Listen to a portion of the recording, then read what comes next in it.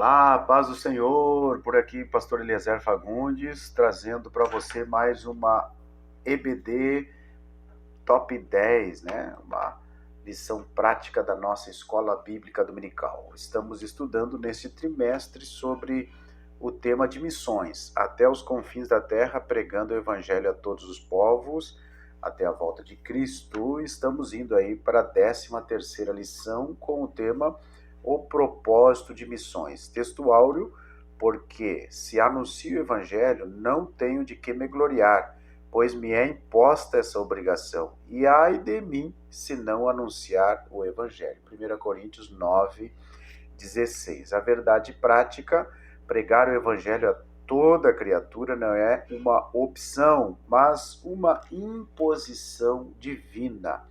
Então essa lição vem coroar aí esse trimestre, né?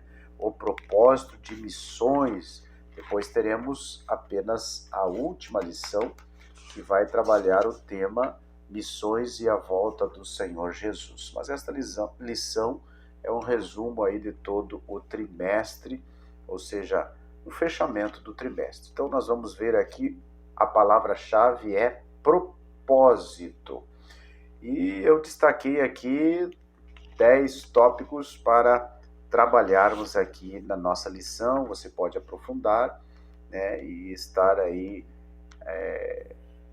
colocando mais alguma coisa através desses tópicos aí, aquilo que Deus colocar para você, tá bom?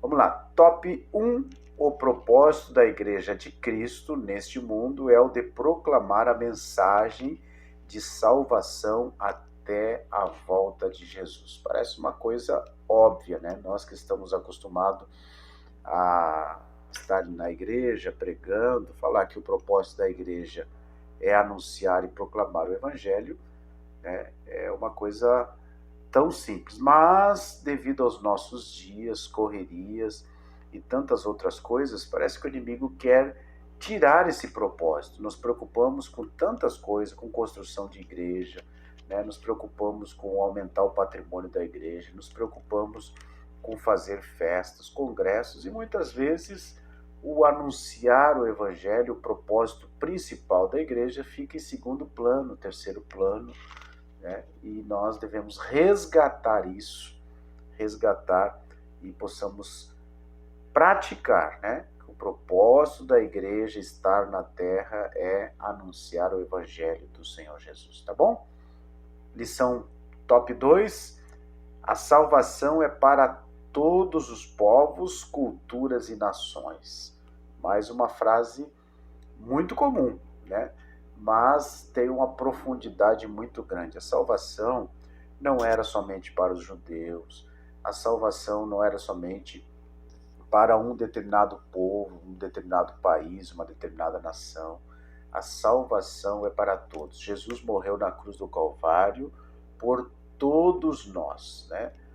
E para nos tornarmos filhos, precisamos aceitá-lo como nosso suficiente Salvador.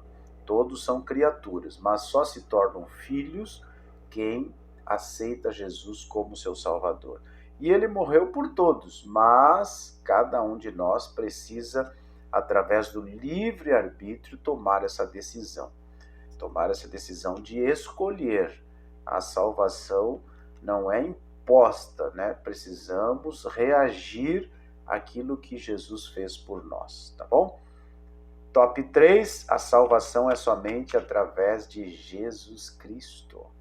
Não existem algumas linhas teológicas que dizem que a salvação pode ser adquirida por a gente fazer ação social, a salvação pode ser adquirida através das obras, né? E tem tantas outras heresias, vamos dizer assim, mas nós entendemos que a salvação é somente através de Jesus. Até a Maria, que foi a serva que Deus usou para trazer o Filho, né?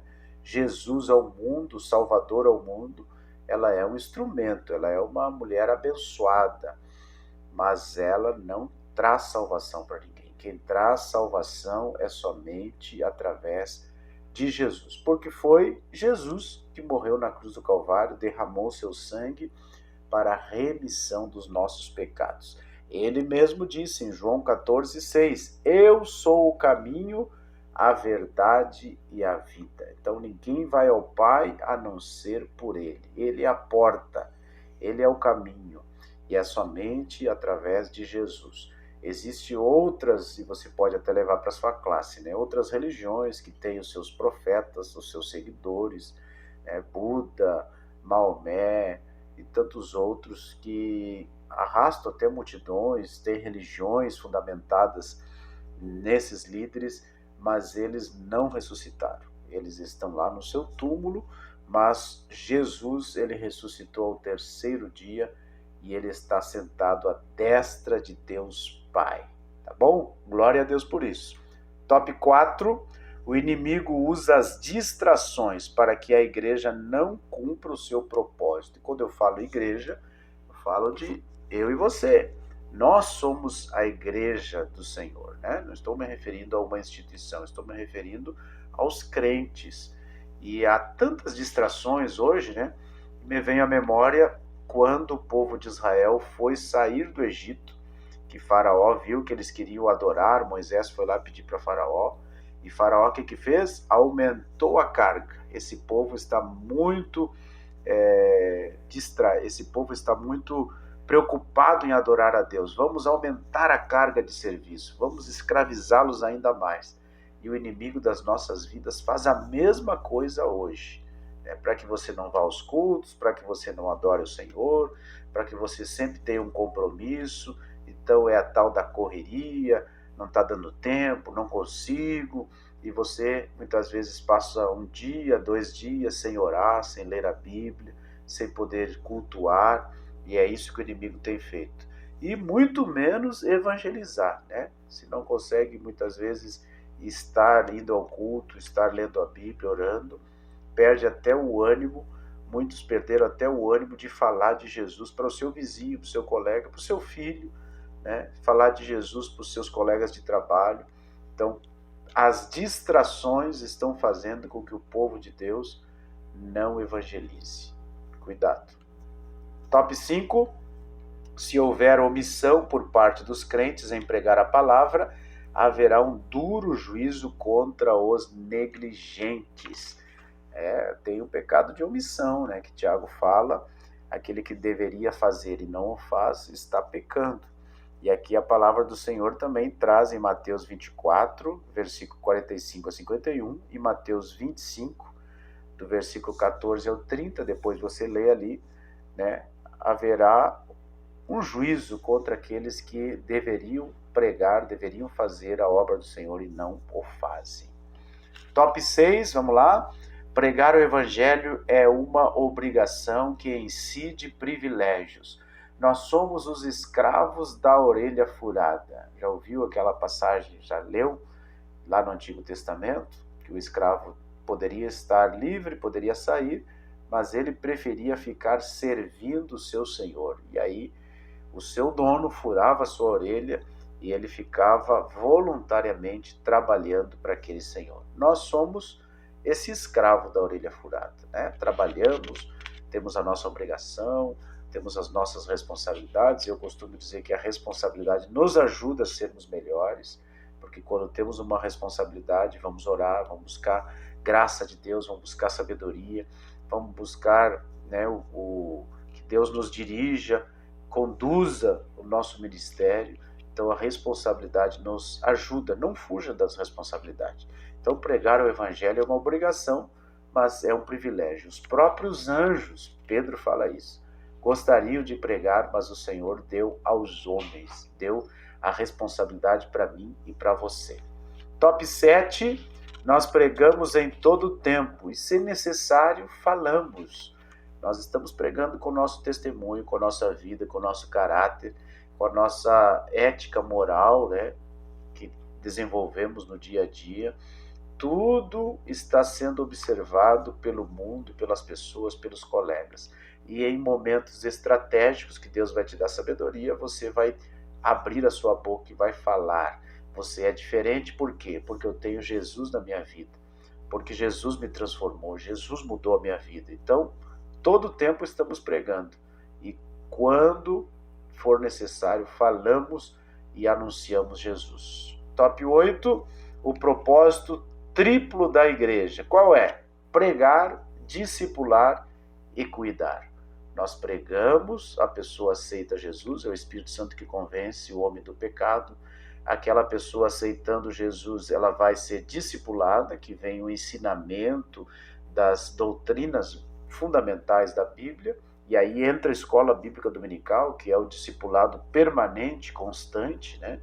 E depois o cuidado. O cuidado é pastoral, né? O cuidado para cuidar da vida espiritual, alimentando a pessoa espiritualmente, trazendo a pessoa para pastos verdejantes, águas tranquilas, que é o crescimento, a frutificação, né? O desenvolvimento espiritual de cada crente.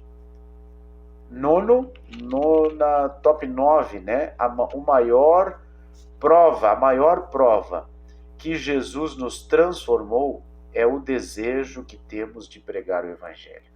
Essa é a maior prova, porque todos aqueles que beberam da fonte inesgotável, que é só em Jesus encontramos, nós temos o desejo, a vontade de levar essa fonte a outras pessoas, de pregar e falar de Jesus para outras pessoas. E essa é a maior prova que Jesus realmente nos libertou e nos salvou. Top 10, fechando o top 10 dessa semana. O que estamos fazendo? É uma pergunta. O que estamos fazendo para contribuir com a evangelização da nossa rua, do nosso bairro, da nossa cidade, da nossa nação e do mundo? Às vezes nos preocupamos, né, em ser grandes pregadores, grandes evangelistas, em grandes conferências, mas tem pessoas ao nosso lado, na nossa rua, no nosso trabalho, né, na nossa casa, dentro da nossa casa, na nossa família, que estão necessitando de uma palavra, de um conselho, né? E muitas vezes nós não falamos, não orientamos, não testemunhamos e deixamos de pregar o Evangelho. Que possamos nos despertar. E esta lição nos traz a essa reflexão. Estamos cumprindo o nosso propósito? Deus abençoe, até a próxima semana. Fique na paz do Senhor.